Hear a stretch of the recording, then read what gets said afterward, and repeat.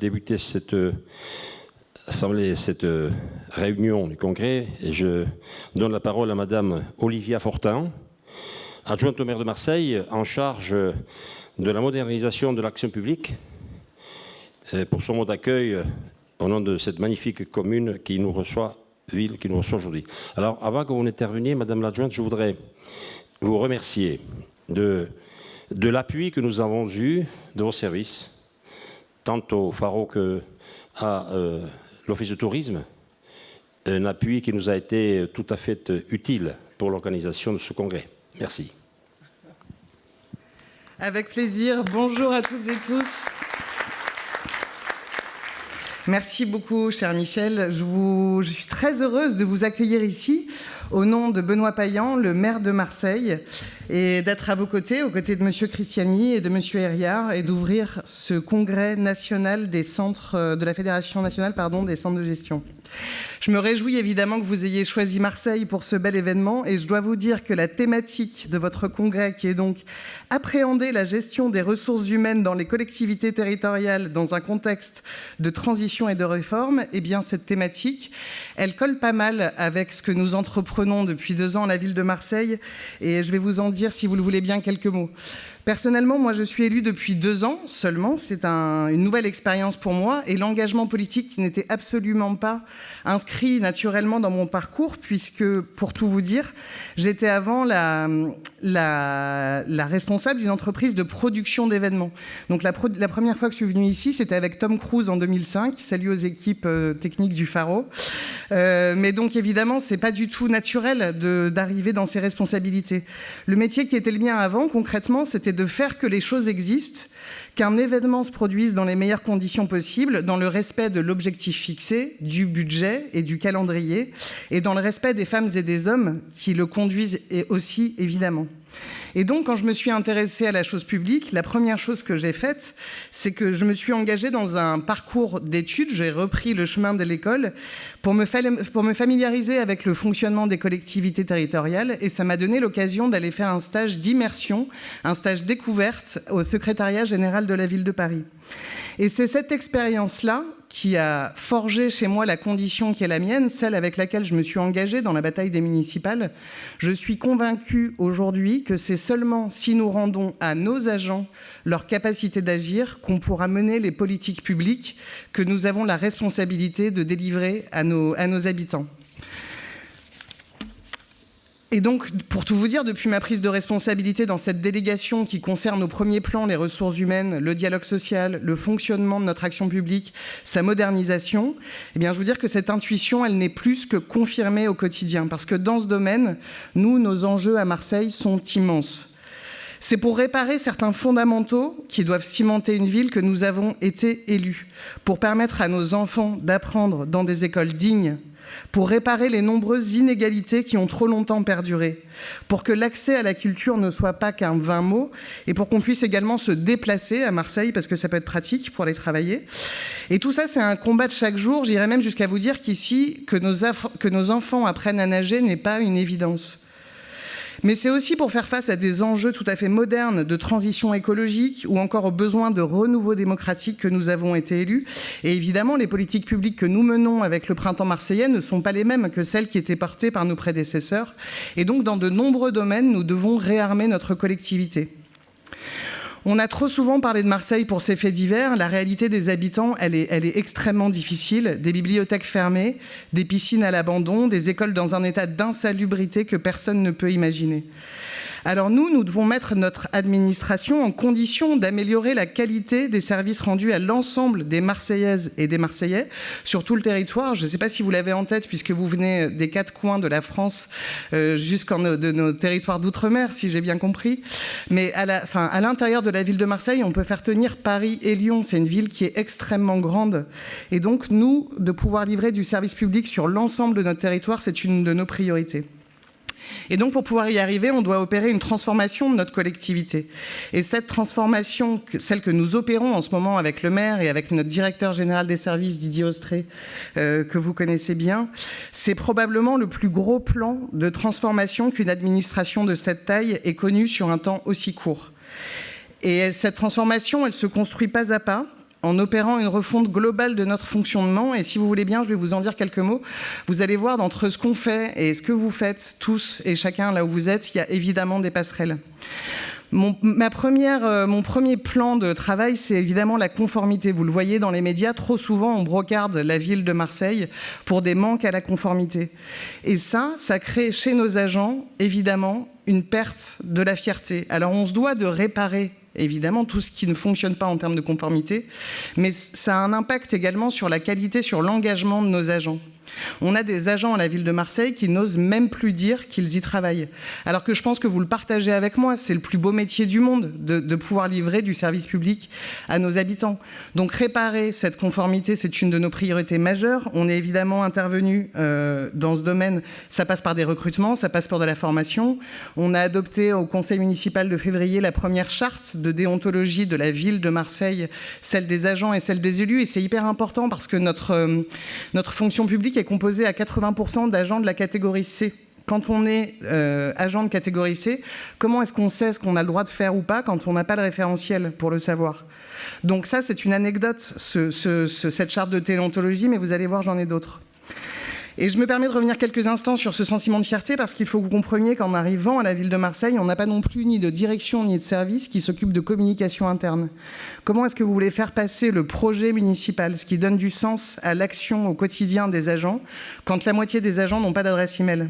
Quand personne n'a la volonté politique ni les outils pour mettre en œuvre une communication vers nos 12 000 agents.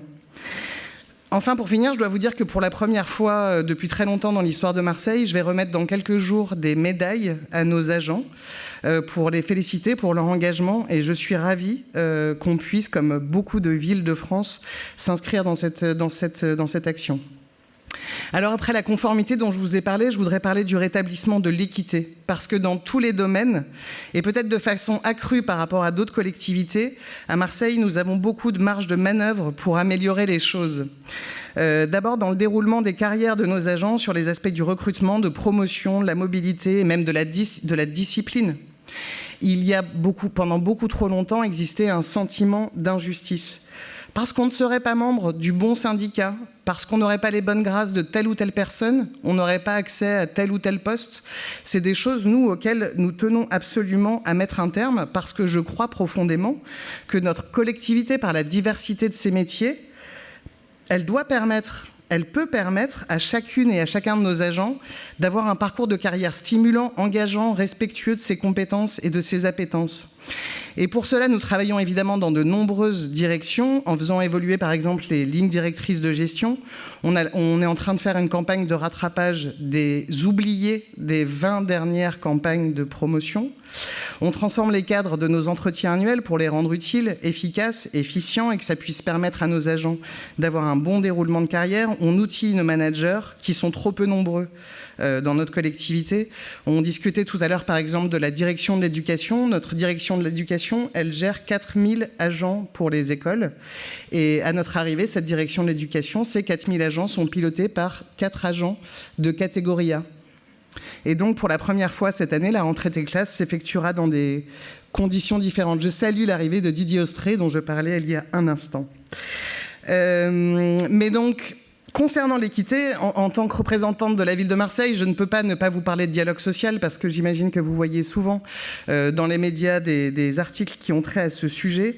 À notre arrivée, bien sûr, il nous a tenu à cœur de rénover complètement les pratiques dans ce domaine et d'instaurer un dialogue social qui puisse permettre à chacune des organisations syndicales représentatives de notre collectivité de pouvoir proposer, de pouvoir agir avec nous pour rénover la manière dont notre collectivité fonctionne, dans lesquelles les conditions de travail de nos agents. Pour ça, on a mis en place immédiatement un agenda social parce que vous imaginez bien que dans un contexte de réorganisation totale, les dossiers sont assez nombreux pendant nos comités techniques, donc il a fallu prioriser les sujets dans le cadre d'un dialogue social. Et pour que vous le sachiez, désormais figure au règlement de notre comité technique le fait que chaque dossier soit traité au préalable avec chacune des organisations syndicales. Donc ça demande un temps et un engagement aux organisations syndicales et aussi aux services absolument énorme de préparer tout ça. Et je tiens à saluer ici l'engagement de chacun dans ce domaine, parce que c'est grâce à la rénovation de ces liens qu'on peut agir. Là aussi, je vais vous donner un exemple. Nous avons, dès février 2021, organisé la manière dont la grève s'exerce. Pour ça, j'avais prévenu certains qu'il y aurait du punk dans ce discours. Mais pour faire ça, on s'est appuyé sur la loi de la transformation publique. Je crois que vous aurez l'occasion d'en parler pendant ce congrès. On a réussi à le faire parce qu'on l'a fait en dialoguant avec ces organisations syndicales et on l'a fait avec les voix de 80% de ces organisations syndicales. Et ça a eu un vrai impact aujourd'hui dans la manière dont on rend le service public à nos enfants, aux parents de ces enfants. Et ça change aussi la manière dont les agents travaillent, puisque maintenant, on a fixé des seuils au-delà desquels on ferme nos cantines quand ces seuils ne sont pas fixés. Et ça, c'est nouveau à la ville de Marseille. Avant, ces seuils n'existaient pas pour les écoles. Évidemment, pour une majorité de gauche, organiser la manière dont la grève s'exerce, c'est pas une fin en soi, absolument pas. Et évidemment, nous travaillons depuis 2 ans à régler tous les sujets qui font que les agents se mettent en grève, parce que ces sujets sont, comme vous pouvez l'imaginer, nombreux. Et pour finir, sur le volet de l'équité, je voudrais quand même parler des rémunérations de nos agents. Elles sont au cœur de nos préoccupations, d'autant plus dans un contexte économique difficile pour l'ensemble des familles françaises. Et c'est pourquoi le conseil municipal délibérera prochainement pour relever tous les planchers IFSE les plus bas et attribuer à chacun une prime de 420 € par an versée en 3 fois. Alors que pendant le même temps, nous appliquons, comme vous tous, la hausse de 3,5% du point d'indice de la fonction publique. Et avec 12 000 agents, vous imaginez bien que ça a déjà un effet considérable, mais c'est indispensable. Parce que nos agents attendaient depuis plus de 5 ans, voire plus pour certains, de voir leur prime réévaluée. Avec ce package, on réévalue également le ticket restaurant, on le passe à 9,50 et on relève les participations employeurs à la mutuelle santé et prévoyance parce qu'on a besoin d'aider ceux qui en ont le plus besoin au sein de nos équipes. Ces mesures, elles ont été plébiscitées bien sûr par l'ensemble des organisations syndicales après un travail intense de dialogue. Je salue l'effort du DGS dans ce volet. Et bien sûr de rencontres avec les managers et avec les agents. Et maintenant, après vous avoir dressé les volets de la conformité et de l'équité, je voudrais vous parler du 3e pilier qui guide notre action, celui de l'efficacité, parce qu'on ne peut pas dire qu'on va régler le problème du service public pour l'ensemble des Marseillaises et des Marseillais si jamais on ne réinterroge pas l'action municipale à 360 degrés en questionnant l'ensemble de nos process et en prenant en compte les difficultés réellement ressenties par les agents sur le terrain et en construisant avec eux les réponses appropriées. Et dans ce domaine, le défi est évidemment considérable et on ne peut pas imaginer le faire sans associer l'ensemble de la collectivité. Et c'est pourquoi notre DGS a lancé en janvier dernier un projet d'administration. Cette démarche, elle est absolument capitale. Elle associe évidemment l'ensemble de l'encadrement de la collectivité. Elle associe aussi tous les agents volontaires pour y participer et pour pouvoir guider ce travail, nous avons constitué l'Assemblée des agents, 25 agents volontaires qui sont représentatifs de l'ensemble des métiers, des grades de notre collectivité et qui viennent au quotidien nous aider à piloter cette démarche en nous donnant leurs orientations, en nous donnant des conseils sur la manière dont on devrait la mener pour qu'elle soit la plus impactante possible. Ce projet d'administration, on le conduit avec chaque DGA, chaque direction, chaque service, et on met en place des espaces de dialogue. On partage bien sûr les évolutions nécessaires. Les évolutions en termes d'organigramme sont évidemment nombreuses, mais ce n'est pas seulement ça qu'il s'agit d'y traiter, c'est surtout aussi de partager une vision commune des ambitions et ensuite venir préciser les missions et fixer les objectifs de chacun des services et des équipes. C'est aussi le lieu d'adresser des dysfonctionnements et de pouvoir y trouver des réponses. Le circuit des parapheurs, le circuit du courrier, la chaîne de la commande publique, celle des subventions, la relation aux usagers, la communication interne, les outils numériques et encore tant de sujets. Nous passons tout au crible pour pouvoir adresser ces sujets, les prioriser et puis mettre en place l'ensemble des chantiers qui sont les nôtres. L'ensemble composé des feuilles de route, des directions et des programmes transversaux se déclinera dès cet automne dans ce plan de modernisation d'une envergure inégalée pour Marseille. Et ça, ce n'est pas seulement moi qui le dis, ce sont aussi les cadres de la ville qui portent ce changement. Alors Marseille bouge, Marseille avance, et chacune et chacun des 12 000 agents municipaux a aujourd'hui la possibilité de se faire entendre, de participer, de proposer. Voilà pourquoi j'insiste sur ce point, c'est parce que c'est tout simplement la première fois dans l'histoire de cette ville, et ça, c'est pas anecdotique. Notre objectif dans cette démarche pourrait être résumé très simplement, c'est prendre soin de nos agents afin qu'ils prennent soin de nos usagers et qu'ils soient en capacité d'offrir des services publics plus nombreux, plus adaptés aux besoins de nos concitoyens, plus accessibles, plus réactifs et de meilleure qualité. Alors voilà quelques-uns des sujets qui nous occupent beaucoup à Marseille. Ce n'est évidemment pas fini puisque nous sommes face à l'application de la loi 3DS qui va nous permettre de réintégrer des compétences qui sont aujourd'hui métropolitaines. Donc tout ça n'a pas fini de bouger. Et si jamais, évidemment, tout est loin encore d'être parfait parce que le chantier est immense, je pense que vous mesurez son étendue, qui est le nôtre, ce chantier, qui est le nôtre collectivement. Et vous l'avez compris, je pourrais probablement vous en parler pendant des heures, parce que moi, ce sujet me passionne. Et je pense que nous partageons cette passion avec vous tous, et aussi certaines préoccupations. Personnellement, moi, je suis très curieuse de connaître à terme les effets de la grande démission à laquelle beaucoup de nos concitoyens pourraient être tentés de céder dans cette période difficile. À Marseille, on a de la chance, on est fort de cette nouvelle dynamique, on a retrouvé une attractivité pour des cadres et beaucoup de talents nous rejoignent en ce moment pour venir participer à notre ambitieux projet. Mais jusqu'à quand les métiers de la fonction publique seront-ils attractifs pour notre jeunesse qui pourrait être souvent tentée de rejoindre des organisations privées, souvent plus agiles, qui pourraient les rémunérer d'une manière plus intéressante.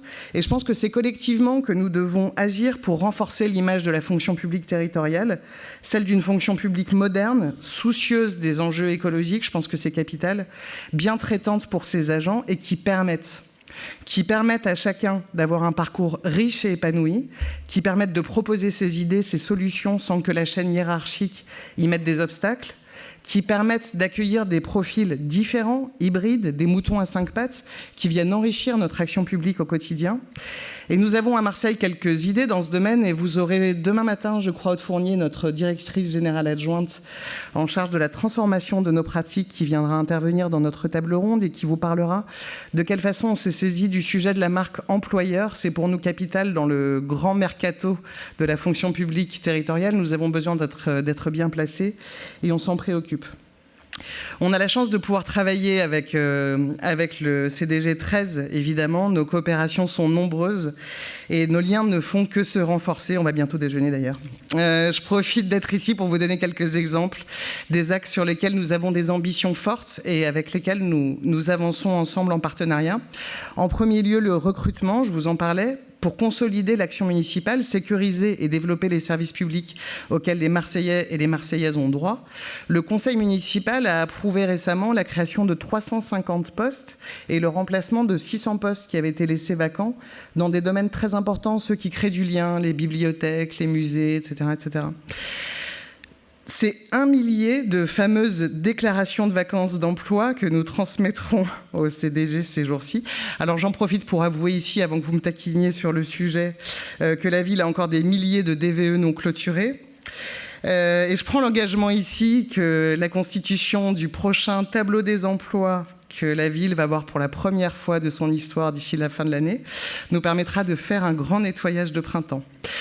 Je remercie aussi le CDG 13 de nous accompagner pour trouver des profils rares, des profils d'ici, et ce qui fait notamment lien avec un autre sujet majeur pour nous qui est celui de la sécurité. Vous savez combien les questions de sécurité peuvent être importantes à Marseille et qu'elles nous tiennent à cœur. Et dès 2023, nous doublerons le nombre de places ouvertes au concours de gardien de police municipale et le CDG 13 a répondu présent à notre proposition et nous travaillons main dans la main à la réalisation d'un concours inédit. L'objectif sur le mandat, c'est d'atteindre le recrutement de 350 policiers municipaux. On vous tiendra au courant. Le tableau ne serait pas complet si je ne saluais pas ici l'engagement qui a été constant du CDG 13 auprès de nous, la ville de Marseille, pour le suivi des comités médicaux. C'est un sujet important dans ce contexte où les médecines du travail sont difficilement joignables, disons ça. Pouvoir apporter dans des délais convenables une réponse aux enjeux de santé d'un agent en situation difficile, c'est absolument essentiel. Et je vous remercie de nous aider dans ce sens-là. On aimerait que le CDG puisse nous accompagner dans encore plus de sujets passionnants. On parlait tout à l'heure du crédit municipal pour lequel on travaille ensemble et ça c'est formidable. Mais il paraît qu'on est trop gros pour qu'on puisse travailler ensemble au quotidien. On va dire que c'est la rançon de la gloire ou la solitude du mammouth, je ne sais pas. Mais les collectivités territoriales ont bien de la chance de pouvoir s'appuyer sur les CDG. Je voudrais vous dire en tant qu'élu local que je tiens à... Enfin, moi, j'ai une préoccupation qui est absolument importante. Tous les jours, nous, les élus, nous engageons notre responsabilité par la prise de décision et la signature d'actes. Moi, j'ai énormément de chance à Marseille. J'ai la chance de pouvoir m'appuyer au quotidien sur une équipe extraordinaire avec des formidables généralistes, des spécialistes extrêmement pointus. Et ces personnes participent à sécuriser mon action au quotidien. Et je vous en remercie. Mais c'est parce que je suis consciente de la chance que j'ai que je me mets facilement à la place de mes collègues qui sont élus de collectivités de plus petite taille et qui n'ont pas forcément cette chance de disposer au quotidien, au sein de leurs équipes, de toutes les compétences nécessaires pour gérer parfois la complexité de nos charges d'élus. Vous jouez là, vous, les centres de gestion, un rôle absolument clé de conseil et d'appui, de partage aussi, et je tiens du fond du cœur à vous en remercier. Je vous remercie toutes et tous pour votre écoute et je vous souhaite un excellent congrès ici à Marseille.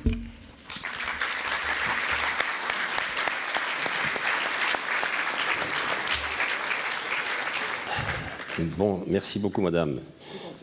Tous vos compliments pour les CDG nous touchent au plus profond de nous-mêmes. Donc, collègue Georges Christiani de prendre la parole, président du centre de gestion des Bouches-du-Rhône.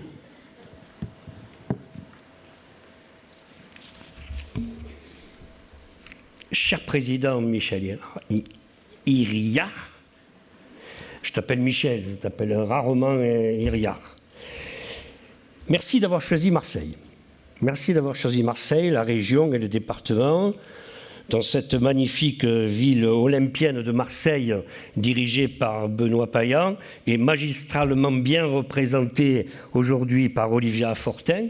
D'ailleurs, Olivia, je vous remercie pour ce que vous avez dit sur le centre de gestion 13. Effectivement, nous sommes aux côtés de la ville de Marseille, mais également des 118 autres communes des Bouches-du-Rhône. Comme vous, mes chers collègues présidents de CDG, vous êtes à la disposition et au contact des collectivités publiques et des communes.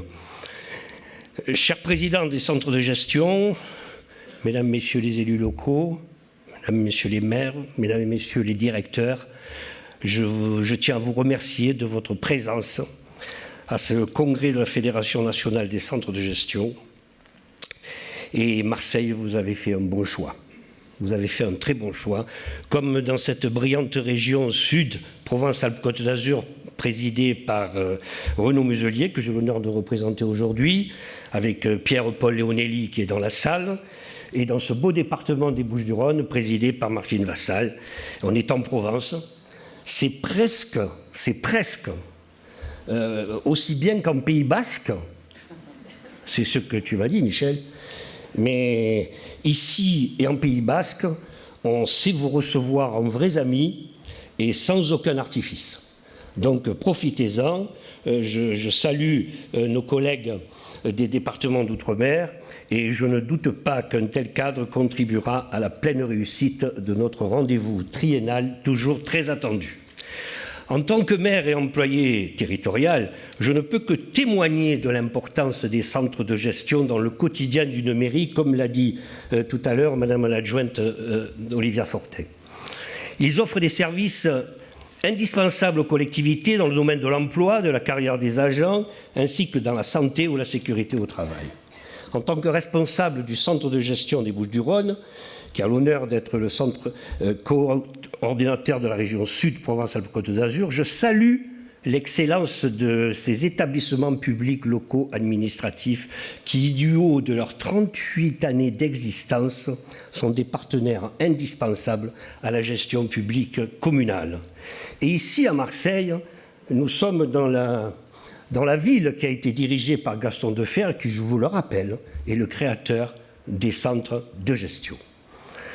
Nous sommes effectivement dans les CDG des Sherpas qui accompagnons les institutions territoriales dans leur pénible ascension et leur reconnaissance. En plus d'offrir une expertise de grande qualité aux communes, les CDG cultivent avec force une notion essentielle pour moi et tous les autres maires, la proximité. Nous sommes des adeptes des circuits courts entre nous et les élus locaux et c'est ce qui façonne notre ADN. Cette synergie entre la proximité, le savoir-faire et l'expertise de la ressource, avec un sens très aigu de la mutualisation. Avec nous, le réel ne s'efface jamais, mes chers collègues présidents. Et nous ne sommes pas dans les palabres, mais toujours dans l'action, avec les communes, avec les établissements publics. Pour nous, l'engagement n'est jamais une option. Ce n'est pas un métier d'être responsable de CDG, c'est une véritable vocation. Les CDG sont aujourd'hui les garants de l'efficacité de la fonction publique territoriale, car ils ont la lourde responsabilité de prévoir, d'adapter et pourvoir les compétences en emploi public local. Et je ne peux que me réjouir de la montée en puissance des compétences qui nous permettent, en tant que maire, d'offrir un service public de qualité à nos administrés. Alors que les collectivités territoriales sont profondément impactées ces dernières années par des bouleversements institutionnels et financiers, on peut citer par exemple, parce que je ne peux pas m'en empêcher, même si ma directrice Sakina Larbi me dit qu'il ne faut surtout pas en parler, mais les réformes successives, je devrais dire les chamboulements territoriaux, les transferts de compétences, les baisses des dotations. Nous sommes en état d'urgence financier là, pour quelques communes de France. La perte des leviers fiscaux, les multiples crises dont la crise sanitaire. Les collectivités doivent se réinventer et faire toujours plus avec toujours moins. Pour résoudre cette équation difficile, les CDG sont des alliés précieux sur lesquels peuvent s'appuyer les communes et les établissements pour offrir une réponse adaptée aux besoins des citoyens. Cet enjeu d'adaptation et d'efficacité, dans un contexte en pleine mutation, est d'ailleurs le thème de notre congrès, cher Président, cher Michel. Appréhender les ressources humaines dans les collectivités territoriales dans un contexte de transition et de réforme. Notre congrès, mes chers collègues, se déroulera sur 3 jours de travaux, 3 séances plénières, table ronde, assemblée générale et réunions institutionnelles, et des groupes de travail sous forme d'ateliers rythmeront notre rendez-vous. Au programme, la réforme de la fonction publique, notamment avec la loi 3DS, ou encore les enseignements tirés de la crise sanitaire. L'évolution des centres de gestion, bien sûr, et de leur mode de fonctionnement et de leur mission. Face à des contraintes financières toujours plus lourdes, la multiplication des normes et l'évolution des métiers, les CDG ont dû, comme nous y sommes contraints dans nos mairies, s'adapter au nouveau cahier des charges des élus. Et force est de constater, mes chers collègues, que les CDG ont parfaitement réussi cette épreuve avec souplesse et efficacité. Les CDG accompagnent au quotidien nos collectivités. Alliés indispensables dans la gestion communale, leur utilité n'est plus à démontrer et je ne doute pas qu'ils seront des supports précieux pour les réformes à venir et pour transformer les craintes de certains en espérance. Bravo de remplir vos missions avec autant de professionnalisme et je vous souhaite à tous un excellent congrès pour préparer les prochaines générations. Merci beaucoup.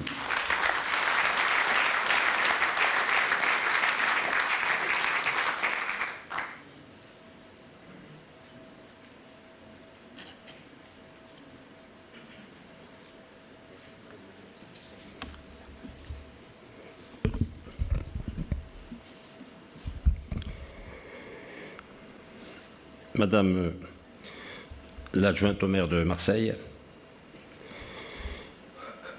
Mesdames et Messieurs les parlementaires, Monsieur le Président du Centre de gestion du Bouches-du-Rhône, Mesdames et Messieurs les présidents et administrateurs, Mesdames et Messieurs les vice-présidents, Mesdames et Messieurs les élus, chers collègues, Mesdames et Messieurs les directeurs, Mesdames et Messieurs, je voudrais d'abord vous dire le plaisir qui est le mien d'ouvrir devant une assemblée aussi nombreuse le congrès 2022 de notre fédération.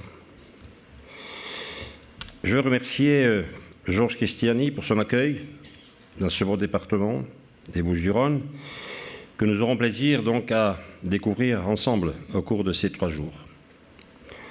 Tu faisais à l'instant référence à Gaston Defferre. Et c'est ici, effectivement, c'est le maire de Gaston Defferre qui avait donc, dans le cadre de la décentralisation, institué les centres de gestion, avec à la manœuvre, Nice-le-Pors. Et jusqu'au dernier moment, on pensait avoir le bonheur de l'avoir encore cette année avec nous, parce qu'on l'avait eu à La Baule, et chacun ici se souvient de son intervention remarquable qu'il avait eue. Mais malheureusement, pour des questions de problèmes de famille, il n'a pas pu se joindre à nous. Donc Gaston Defferre, Nice-le-Pors, effectivement, ce sont des références. Alors l'organisation de cette manifestation a été rendue complexe. Comme vous le savez, nous devions nous retrouver ici, puisque la décision de Marseille a été retenue il y a longtemps. Nous devions nous retrouver ici en 2021, mais la crise sanitaire a nécessité le report de cette période, de cette rencontre à aujourd'hui, en 2022. Et je dois bien l'avouer que la période n'est pas la plus propice pour le déplacement des membres du gouvernement ou des parlementaires. Alors, je tiens à remercier à distance le président du Sénat, Gérard Larcher, le ministre de la Transformation de la fonction publique, M. Guerini, et la ministre en charge des collectivités territoriales, Mme Caroline Cayeux, qui, en dépit de leur absence, ont tenu à enregistrer un message vidéo. Message qui vous sera diffusé dès aujourd'hui concernant le président Larcher et Mme Cayeux, et demain matin, la vidéo de M. Guerini. Le congrès que nous organisons tous les 3 ans rassemble toujours autant de centres de gestion. Aujourd'hui, 81 établissements sont présents, et notamment nos collègues d'outre-mer, dont je salue leur attachement pour notre association et leur implication dans les différentes instances dont ils sont membres. Il en est de même pour les représentants de l'association des anciens présidents de centres de gestion, créés il y a seulement quelques mois, et dont la présidente, Reine Bouvier, et plusieurs membres de son conseil d'administration sont présents à nos côtés. Merci à vous. Au-delà des présidents et administrateurs membres de notre Assemblée générale, ce congrès sera l'occasion pour les nombreux vice-présidents et élus de CDG, mais aussi pour le représentant de collectivités, à nos côtés pendant ces 3 jours, de découvrir ou mieux connaître le rôle de la fédération. Nous avons parcouru énormément de chemin ces dernières années, et l'expertise des centres de gestion est désormais reconnue par chacun des interlocuteurs que j'ai eu à rencontrer depuis ma prise de fonction comme président en avril 2010. La fédération a joué un rôle important dans le cadre du renforcement des centres de gestion sur la scène politique locale et a permis l'adoption de mesures allant dans le sens de demandes exprimées depuis des années par les centres de gestion. Je citerai notamment les amendements adoptés dans le cadre des lois du 20 avril 2016 et du 6 août 2019 qui ont notamment ouvert le champ des missions facultatives des centres, créé les observatoires régionaux de l'emploi, étendu les champs des compétences obligatoires. Des avancées très importantes. La loi du 6 août 2019 a également renforcé la mutualisation régionale avec l'instauration des schémas de coordination, de mutualisation et de spécialisation. Alors je n'empiéterai pas sur les débats qui auront lieu demain sur le sujet par la présentation par Loïc Corré de l'état d'avancement des mutualisations dans les différentes régions. Le législateur a également accordé au centre de gestion un rôle de médiateur dans le cadre de la médiation préalable obligatoire. Très récemment, par le décret du 22 juillet, les centres de gestion se sont vus confier une nouvelle mission, l'accompagnement des agents dans leur projet d'évolution professionnelle. Cette évolution du champ des compétences des centres s'accompagne d'un renforcement des relations entre les CDG et les collectivités. L'enquête qui vous sera présentée demain met en évidence une augmentation des affiliations volontaires et la généralisation des adhésions au socle commun ces dernières années, ce qui place les centres de gestion en véritables partenaires et tiers de confiance dans chacun de nos départements de métropole et d'outre-mer. Par ailleurs, il ressort également de cette enquête que les collectivités non affiliées sollicitent de plus en plus les services des centres de gestion, notamment en matière de santé au travail. Vous l'avez dit, Madame l'adjointe, c'est général au niveau national. En effet, depuis 2020, les services de santé et de sécurité au travail des centres de gestion accompagnent également la gestion de la crise Covid, avec la mise en œuvre des dépistages, la sensibilisation aux gestes barrières, la mise en place des plans de continuité de l'activité, etc. Les médecins et infirmiers des centres de gestion ont également été fortement sollicités pour co-animer des cellules de gestion de la crise Covid. La Fédération, et j'ai plaisir à le dire, la Fédération a joué un rôle très important dans la gestion de cette crise, en termes d'explication de texte, mais aussi dans le cadre de la reconnaissance de la Covid comme maladie professionnelle, et en participant en qualité de membre de la coordination à de très nombreuses séances en visioconférence organisées par Olivier Dussopt et ensuite par Amélie de Montchalin.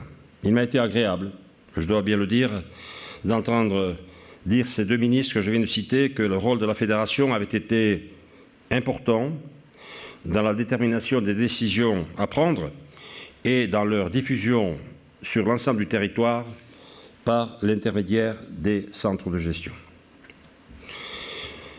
Plus globalement, au travers de nombreux échanges avec les parlementaires et le gouvernement, la Fédération a contribué à garantir la préservation de l'échelon départemental des centres de gestion. Le sénateur Arnaud de Belenet et le député Jacques Savatier étaient en charge d'une mission parlementaire à l'automne 2018 relative à l'évolution du CNFPT et des centres de gestion. Je peux dire que lorsque j'ai rencontré pour la première fois, en octobre 2018, ces deux parlementaires, la question de la création des centres régionaux, avec la disparition des centres départementaux, était bien présente, sans parler de la fusion avec le CNFPT, qui était une piste de réflexion.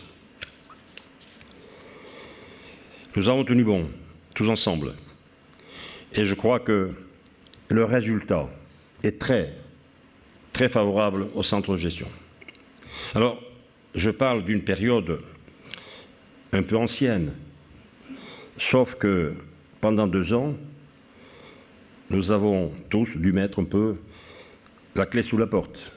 Donc on aurait dû parler de ça bien avant, mais on n'en a pas eu l'occasion. Arnaud de Belenet, donc sénateur de Belenet, qui est présent à ce congrès, évoquera certainement demain les réflexions conduites tout au long de cette mission, qui ont abouti dans la loi du 6 août 2019 à un renforcement des centres et des coordinations régionales.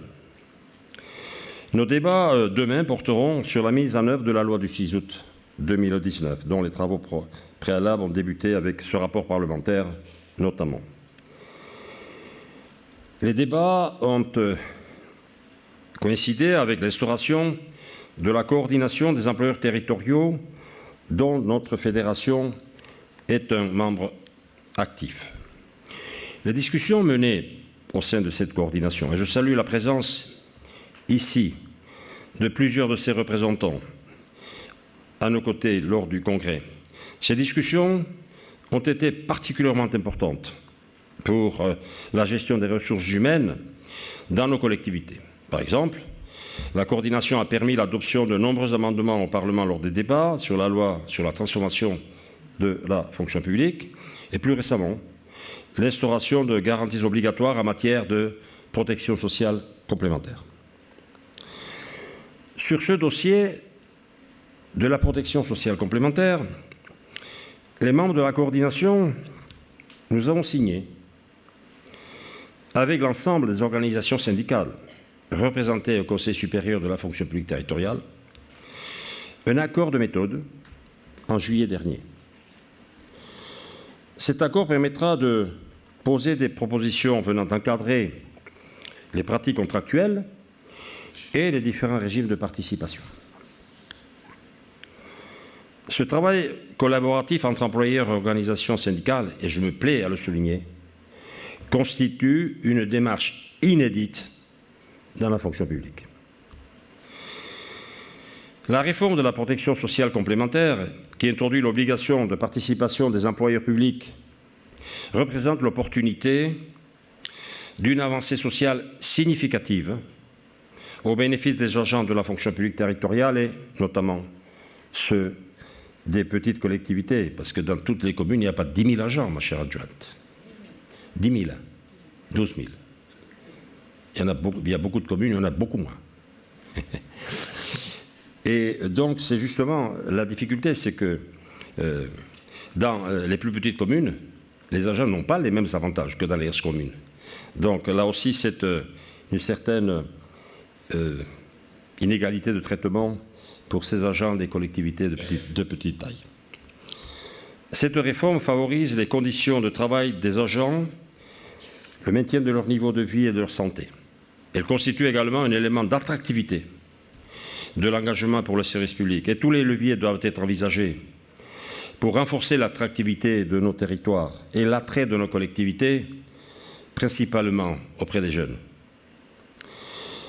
La capacité pour les employeurs publics à attirer, mais surtout à fidéliser les agents, est remise en question du fait d'une méconnaissance des métiers exercés dans les collectivités, des modes de recrutement qui peuvent apparaître complexes, d'un niveau de rémunération considéré inférieur à celui du privé, voire des métiers réputés pénibles.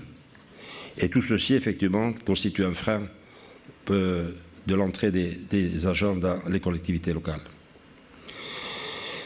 Dans un contexte global des tensions sur le marché du travail affectant également les autres fonctions publiques, mais aussi, dans une certaine mesure, le secteur privé, toutes les collectivités rencontrent une problématique d'attractivité sur certains métiers en tension liés au niveau d'expertise demandé. Cette thématique d'actualité sera évoquée cet après-midi. Demain matin, nous serons présentés les résultats d'une enquête, d'une étude menée auprès des collectivités sur la mise en œuvre de la loi du 6 août 2019. 2200 collectivités et intercommunalités ont répondu au questionnaire, ce qui constitue tout de même un panel tout à fait significatif. Cette étude, nous l'avons menée en collaboration avec France Urbaine, Intercommunalité de France et l'Assemblée des départements de France. Le but de cette enquête était de mesurer les implications des nouvelles obligations imposées par cette loi du 6 août, comme les lignes directrices de gestion, les plans d'égalité femmes-hommes, la fin des dérogations aux 1607 heures de travail, mais aussi les dispositifs de signalement de violence.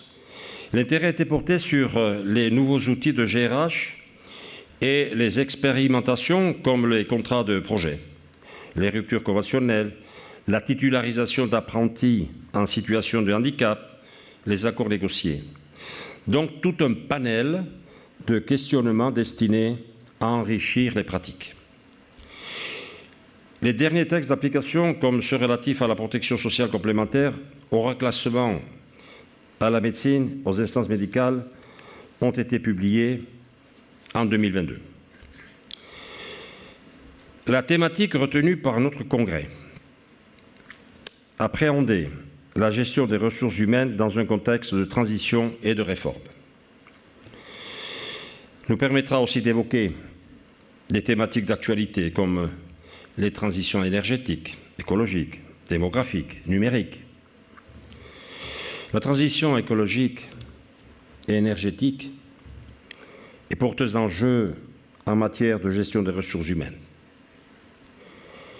Il s'agit d'anticiper, dès aujourd'hui, ces impacts sur les métiers, les besoins en recrutement, les formations, l'organisation des services. La transformation digitale conduit à l'automatisation de certaines tâches, mais aussi à l'évolution rapide des compétences recherchées et plus globalement à une véritable révolution des pratiques et de la culture interne. Les CDG, tout comme le CNFPT, ont un rôle déterminant à jouer pour accompagner les collectivités dans l'évolution des métiers et la mutualisation des expertises nécessaires à ces transitions. Après avoir évoqué les thématiques de notre congrès, je souhaite maintenant remercier très sincèrement l'ensemble des personnalités politiques qui nous honorent de leur présence. Françoise Gatel, sénateur d'Ille-et-Vilaine, présidente de la délégation sénatoriale aux collectivités territoriales et à la décentralisation, chère Françoise, nous avons eu déjà à nous rencontrer et je pense que les mois qui viennent seront encore l'occasion de nous retrouver.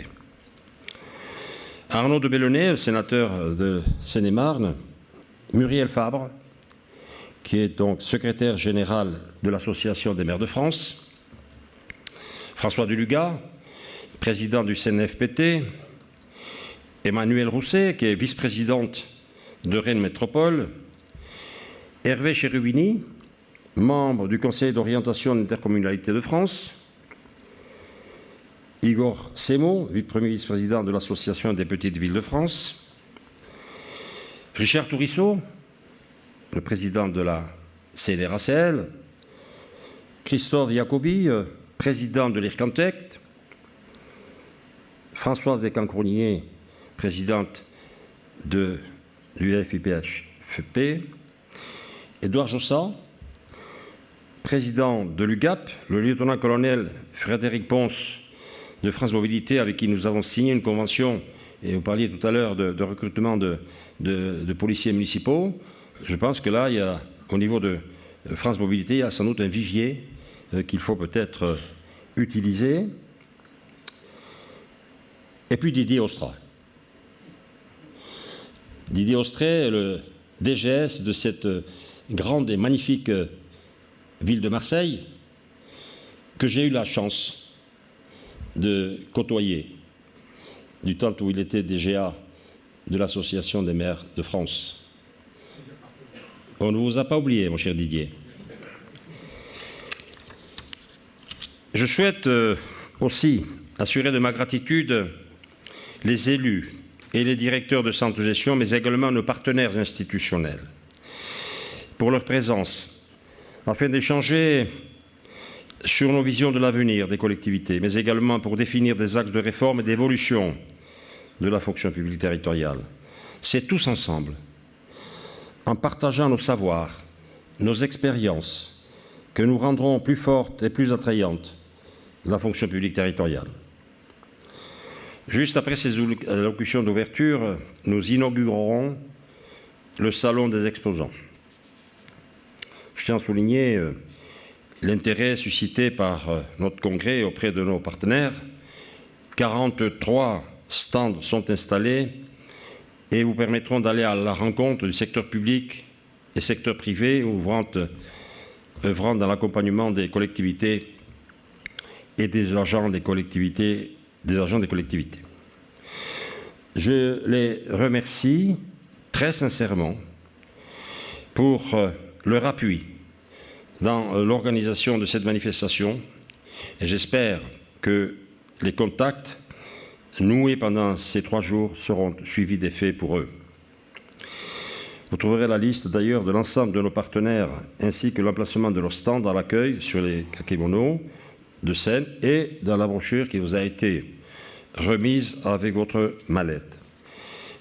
Un grand merci à vous, chers partenaires. Enfin, je souhaite remercier l'ensemble des intervenants d'avoir accepté d'enrichir nos travaux. Je salue aussi la présence de la presse spécialisée avec qui nous avons l'habitude de collaborer. Merci de nous accompagner et de diffuser des papiers, des actions s'agissant de la fédération et des centres de gestion. Et je remercie enfin tout particulièrement les services de la fédération et spécialement Cindy, qui s'est donné sans compter ni son temps, ni son énergie, épaulée de Nicole et de Christelle. Merci à vous trois pour avoir mis beaucoup de passion et de dévouement dans l'organisation de ce congrès. À vous tous, je vous encourage à participer aux débats riches et denses, je n'en doute pas, qui vont animer ces 3 prochains jours avec la grande liberté de parole et de spontanéité. Je terminerai mon propos en vous indiquant que nous nous retrouverons dans cette salle à 15h30, mais je pense qu'on va avoir un petit décalage, pour la table ronde sur les transitions qui auront un impact sur la gestion des ressources humaines. À l'issue de cette réunion, un départ groupé sera organisé pour nous rendre sur le Vieux-Port, au quai d'embarquement. Pourquoi faire? On ne sait pas. Parce qu'il nous a été dit ce matin que notre périple prévu, la visite des Calanques, ne serait peut-être pas possible du fait d'orages annoncés. Mais qu'il y aurait quelque chose. Ça, c'est toujours les secrets de cette belle région. Donc, à voir. En tout cas, on ira au moins jusqu'au quai d'embarquement. Et puis, au retour, une navette sur le Vieux-Port nous conduira à la Casa de Lose, une maison d'exception, dit-on, où sera organisé un cocktail dînatoire. Vous y êtes très cordialement invité, Madame l'adjointe. Le président Cristiani y sera, donc... Alors, pour vous donner d'autres éléments sur notre programme riche de ces prochains jours, que vous apprécierez, je l'espère, je vous indique que jeudi, vous aurez l'occasion de participer le matin à 2 tables rondes sur l'évolution du statut de la fonction publique territoriale et sur la gestion de la crise Covid. Et l'après-midi, des ateliers thématiques, premier sur les CDG, le second sur les lignes directrices de gestion et sur la GPEC. Enfin, vendredi, aura lieu notre Assemblée générale, durant laquelle seront présentés 2 projets de motion, travaillés déjà par notre conseil d'administration, autour desquels les discussions seront ouvertes dans l'objectif de leur validation. Voilà ce que je pouvais vous dire en préambule, enfin pour commencer notre congrès. Et je vous propose maintenant d'écouter, de prendre connaissance des vidéos du président Larcher et de Madame la ministre Caroline Cayeux.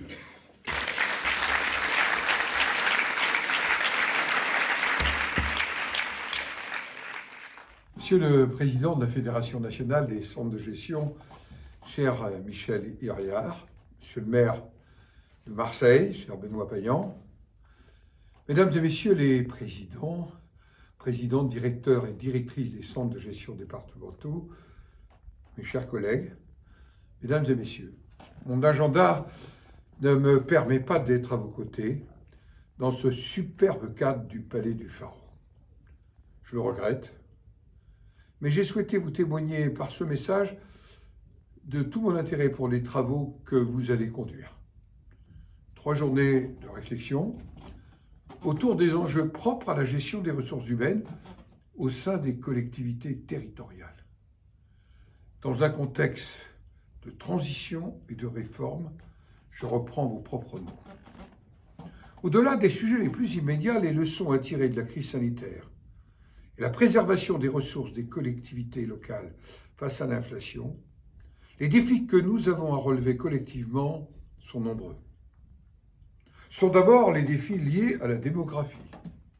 pour le recrutement de nouveaux fonctionnaires, avec une indispensable réflexion sur l'attractivité des emplois de la fonction publique territoriale, mais aussi pour la gestion des carrières longues et celle de la pénibilité pour certains métiers.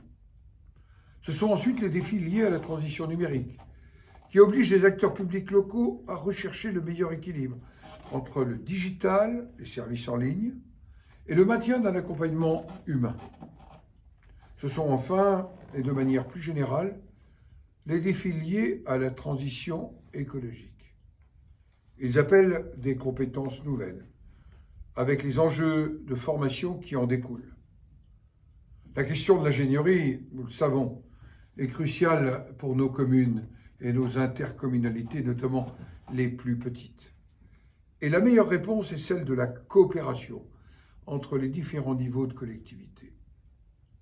Je veux saluer ici Michel Iriart et son bureau pour avoir choisi de se saisir de ces questions essentielles qui vont être au cœur de vos réflexions pendant 3 jours. Les propositions que vous allez formuler nous intéressent.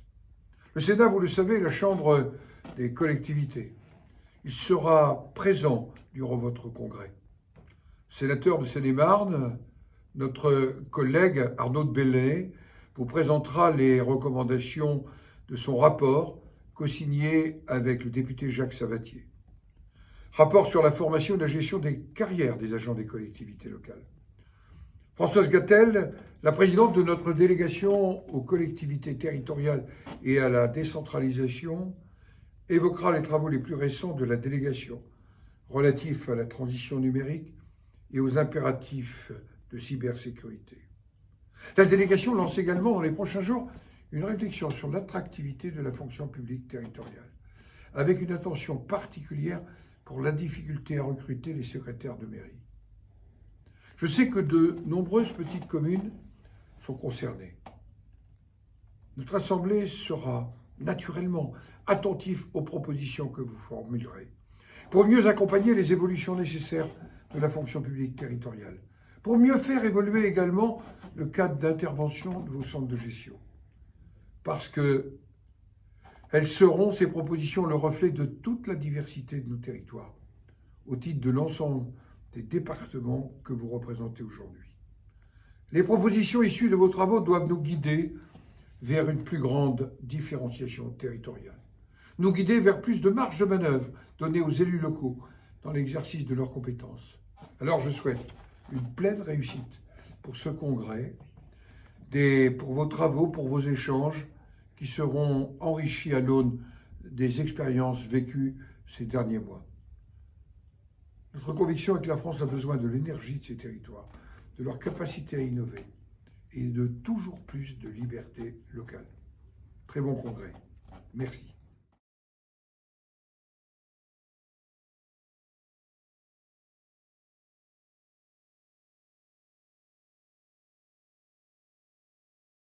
Monsieur le Président de la Fédération nationale des centres de gestion, Mesdames et Messieurs les Présidentes et Présidents de centres de gestion, chers élus de nos territoires, Mesdames et Messieurs, je regrette de ne pas avoir pu me rendre devant vous, mais je suis heureuse d'avoir l'occasion de m'exprimer en ouverture de votre congrès national qui vous rassemble cette année à Marseille, accueilli par les équipes du centre de gestion des Bouches-du-Rhône. Je sais combien ce temps d'échange et de réflexion commune est important pour vous. Ces journées de congrès sont celles où se cimente la cohésion de tous les centres de gestion de France, où se construit la vie de votre fédération. Je veux en profiter pour saluer l'action menée au quotidien par l'ensemble des agents des 98 centres de gestion. Depuis près de 40 ans, ils accompagnent les collectivités locales dans la gestion de leurs ressources humaines et garantissent la bonne application des règles régissant la fonction publique territoriale partout dans notre pays. La participation de votre fédération à la coordination des employeurs territoriaux montre l'importance de votre rôle. Vous êtes des acteurs clés de l'exercice de leurs compétences par les collectivités. En œuvrant au service des collectivités, vous permettez aux services publics de se déployer et de remplir leur mission au plus près de nos concitoyens. Et cela, même dans les moments d'incertitude. Je pense en particulier à la crise sanitaire que nous avons traversée et au cours de laquelle vous avez assuré la continuité de vos activités de façon exemplaire. De l'organisation des concours à la gestion du personnel territorial, votre apport est tout particulièrement décisif pour aider les petites collectivités de métropole et d'outre-mer à mener à bien leurs projets et leurs missions. Les défis auxquels doivent aujourd'hui faire face les collectivités territoriales sont très nombreux. De la transition écologique à la transition numérique, ce sont autant d'enjeux auxquels la fonction publique territoriale doit s'adapter pour pouvoir y répondre. Cela implique d'adapter les compétences, les processus internes, la manière de rendre le service public. Les intervenants de qualité qui vont se succéder permettront de vous offrir un panorama particulièrement complet de ces enjeux majeurs. Je les remercie de venir partager leurs expertises et leurs expériences, et je serai particulièrement attentive à leurs conclusions. Elles formeront, sans aucun doute, un véritable vivier de bonnes pratiques et de solutions inédites qui pourront nourrir nos politiques publiques. Je vous souhaite donc à toutes et à tous un excellent congrès et de très fructueux échanges.